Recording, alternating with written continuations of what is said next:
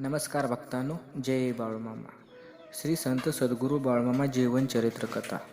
प्रथमतः सगळ्यांना जय बाळूमामा. बाळूमामांच्या नावानं चांग भलं.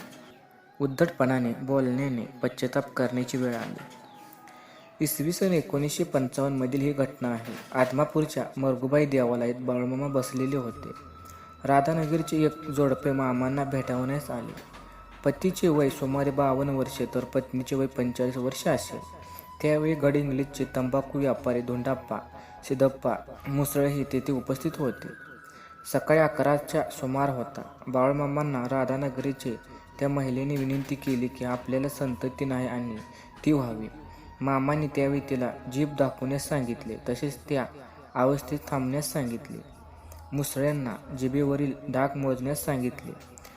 धोंडीप्पाने ते 7 असल्याचे सांगितले. त्यावेळी 7 मुलगे होतील जा, असे त्या बाईला मामा म्हणाले. त्या क्षणी क्षुल्लक व्यक्तीशी बोलावे त्याप्रमाणे उद्धटपणे मामांना ती बाई बोलली. आता कधी होणार मुले? मामा, आता आमचं वय निम्म्याच्या वर झाले.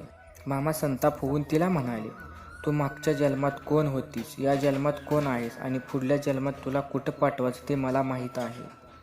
मुलं व्हावीत म्हणून तू किती ते सांगतो.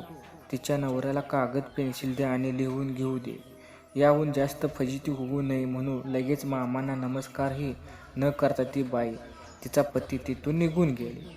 मामा सर्वज्ञ असले तरी व्यवहार सांभाळून बोलत आणि वागत. ते शक्यतो क्षमावृत्तीनेच पाहत असत. तरी पण उद्धट माणसाची ती भीड ठेवत नसत. अशा प्रकारे त्या स्त्रीला उद्धटपणाने बोलण्याने पश्चाताप करण्याची वेळ आली. बोला बोला बाळूमामांच्या नावानं चांग भलं. मेंढी माऊलीच्या नावानं चांग भलं.